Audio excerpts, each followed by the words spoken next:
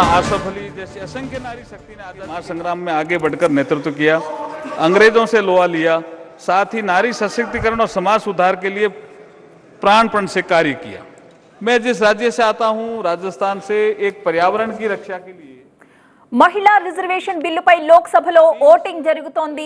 బిల్లుపై సభలో దాదాపు 7 గంటల పాటు చర్చ కూడా కొనసాగింది. అయితే ఈ తీర్మానాన్ని ప్రవేశపెట్టారు న్యాయశాఖ మంత్రి అర్జున్ రామ్ మేఘ్వాల్. सदन में, इस सर्वोच्च सदन में सुषमा स्वराज जी को भी याद करता हूं। उन्होंने कहा था कि महिलाओं को आरक्षण दिए बिना, उनके प्रतिनिधित्व के बिना ये विकास की यात्रा अधूरी है। आज हम उनके स्वप्न को साकार कर रहे हैं। ऐसा माना जाता है कि महिला मां के रूप में होती है, उसे जननी कहा गया है, और करुणा, ममता, दया, त्याग, समर्पण, प्रेम आदि महिला के स्वाभाविक गुण होते हैं। और जब महिलाएं आगे बढ़कर के नेतृत्व करेगी, अर्थात मातृत्व के साथ साथ नेतृत्व भी करेगी, तो इन गुणों के कारण निर्णयों में जो हम डिसीजन लेंगे उसमें संवेदनशीलता आएगी, सहजता आएगी, समाज और राष्ट्र की भलाई के तत्व स्वाभाविक रूप से परिलक्षित होंगे हमारे कानूनों में। आगे हम 2047 में भारत की आजादी के शताब्दी समारोह का उत्सव मनाएंगे, तब यह दुनिया भारत की विकास यात्रा में महिलाओं के नेतृत्व को महसूस करेगी। इसलिए आज जो आपने कार्य किया है, मुझे लगता है अमृतकाल की बेला में, जिसका प्रधानमंत्री जी नरेंद्र मोदी जी कई बार जिक्र करते हैं, यही समय है, सही समय है, भारत का अनमोल समय है। 2-3 विषय और थोड़े टेक्निकल आए, जैसे डीलिमिटेशन के विषय में।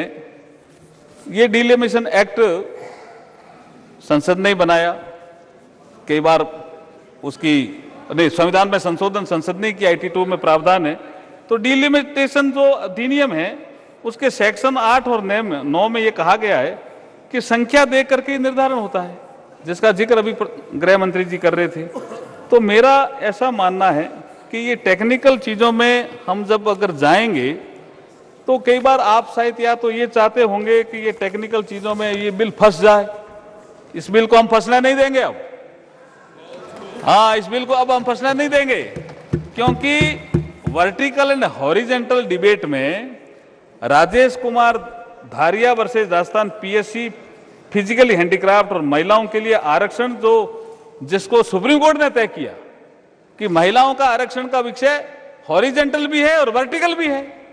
आप कहते तो तुरंत दे दो, तुरंत डीलिमिटेशन भी नहीं होगा, और तुरंत दे देंगे तो संविधान का अनुरूप नहीं होगा। तो क्या आप चाहते हो कि हम तुरंत दे करके इसको, जब आप तो, चूंकि हम तो यहां पास करेंगे, आपके सहयोग से पास होगा, लेकिन आप पीआईएल लगा करके सुप्रीम कोर्ट में भी तो जाओगे, तो आप चाहते हो कि वहां बिल अटक जाए। इसलिए महिलाओं के उचित प्रतिनिधित्व देने वाला ये बिल है। आप सबने सहयोग किया, मैं आभार भी प्रकट करता हूं, लेकिन ये टेक्निकल बातों में अपने को इतना उलझना नहीं चाहिए, क्योंकि ये सब सोच समझ करके ही इस बिल के लिए प्रावधान किए हैं। इस बिल में महिलाओं के लिए आरक्षण हॉरिजेंटल के साथ साथ वर्टिकल भी है, क्योंकि पार्लियामेंट में SC ST के लिए आरक्षण है, इसलिए परिसीमन जरूरी है।